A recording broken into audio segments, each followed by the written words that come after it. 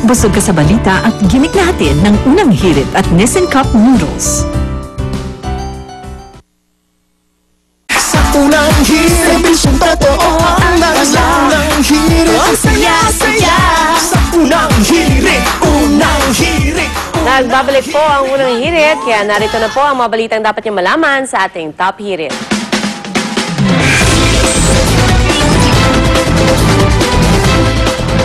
Paalala lamang sa ating mga kapusong tsuper ng jeep, maaaring maparusahan po ang mga hindi magbibigay ng sukli sa pagpapatupad ng 8 pesos and 50 centavos na pamasahe. Sa unang araw kasi ng implementasyon nito kahapon, maraming pasahero ang nagreklamo. Bukod daw sa walang fare guide o tarima, hindi na raw nasuklian ang mga nagbabayad ng 9 na piso. Paliwanag naman ng ilang driver, wala raw kasi silang barya. Paalala naman ng LTFRB, dapat magpaskil ang mga tsuper ng order mula mismo sa kanilang tanggapan. Okay, kahit simpleng abiso para patunay na 8.50 na nga ang singilan ngayon sa pamasahe. Pag hindi po nagbigay ng sukli, parang overcharging yan. Nagsingil ka ng pasaheng sobra doon sa allowed. So, violation po yan. May sanction po yan. Parang yung dati siguro kung walang tarima, huwag ka muna magbayad ng 8.50. Kailangan kumuha ka muna ng tarima doon sa LTFRB, diba? Tsaka, kahit sinasabi nila, diba, na barya lang sa umaga. Pero minsan, diba, responsibilidad rin kasi ng operator or ng driver na may barya, may pansukli sila sa umaga.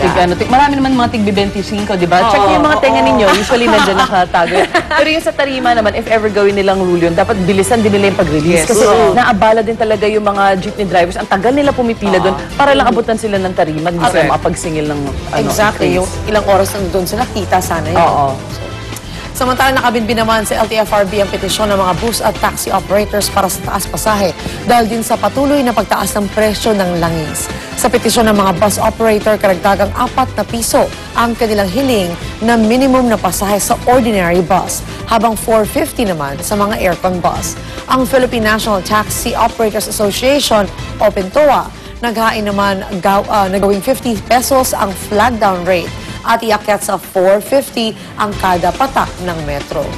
Samantala, para hindi naman mangyari uli ang aberya sa MRT-3 gaya kahapon, tingin ng pamunuan ng MRT malaking tulong din daw kung maaprubahan na ang kanilang dagdag pasahe sa tren.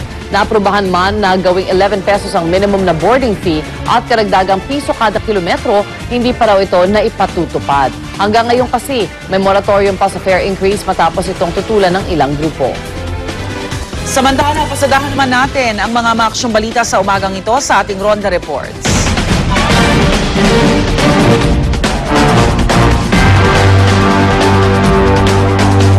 Patay po ang isang lalaki matapos harangin at pagbabarilin habang sakay ng taxi sa barangay Talipapa, Quezon City kagabi.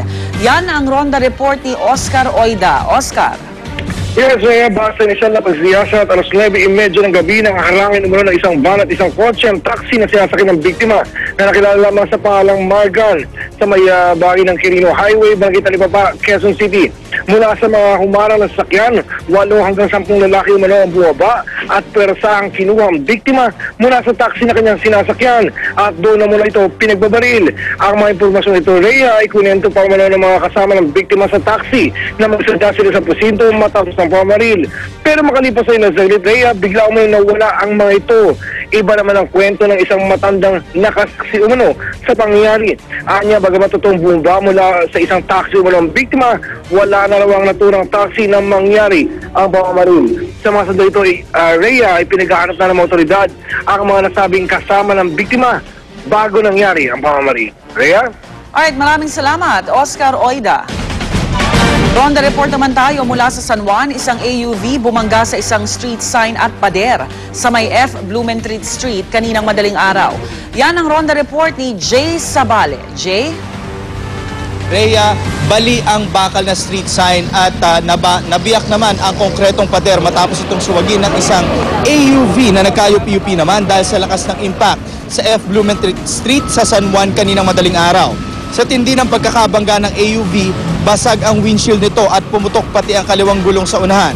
Ayon sa unang responding San Juan Falcon volunteers, ang nagmamaneho ng AUV na si Ronette Meya ay nakainom daw. Maswerteng hindi man lang nasugatan si Meya. Rhea?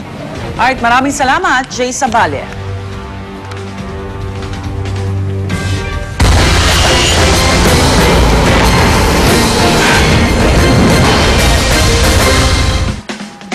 Ngayon pa ang huling araw ng pagdidig ng impeachment trial ni Chief Justice Renato Corona bago tuloy mag-adjourn para sa Holy Week break.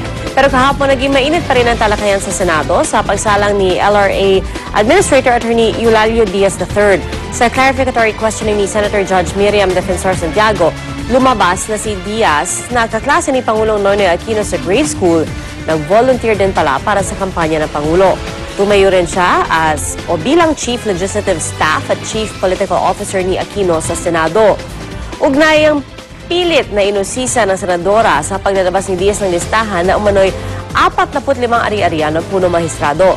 Depensa ni Diaz sa pinagawa niyang computer search para sa umano'y Corona properties, first time daw niyang magpa-search sa database gamit ang pangalan at hindi ang titulo na nakasanayan. Kaya't maging ang mga kapangalan daw ni Chief Justice Corona at kanyang asawa at mga anak at manugang, lumabas din daw sa search.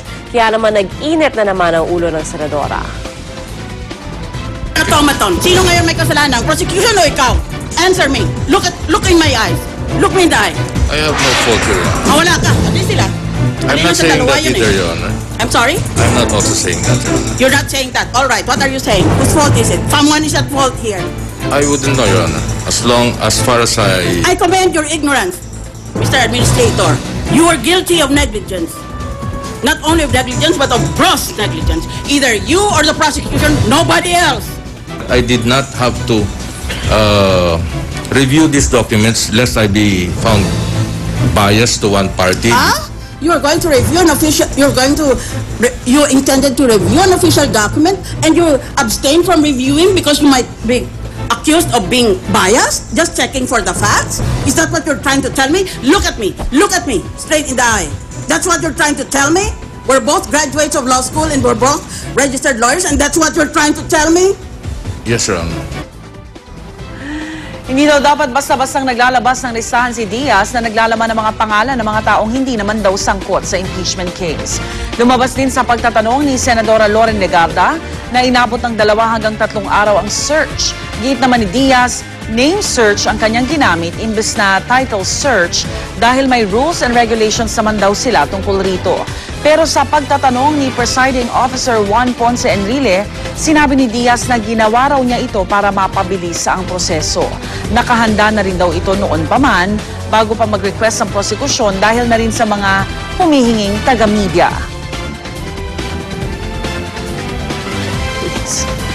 Sobrang nasabon siya talaga kahapon. Dahil nga naman, sinasabi nila, di ba yung press con nga ng prosecution, 45 properties kasi agad yung ibinita nila eh.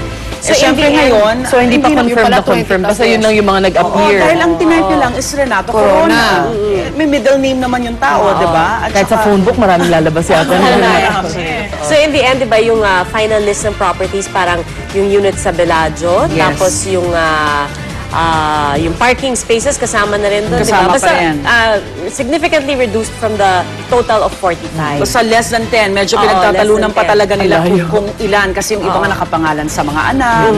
At diba may question si Ms. Loren Legarda, Senator Loren Legarda, sabi niya, akala ko ba yung sinabi niya kanina? Di ba sinabi niya kanina, or earlier in the hearing na yung sagot niya na it's actually for meron daw parang research na ginagawa. Kaya niya nilabas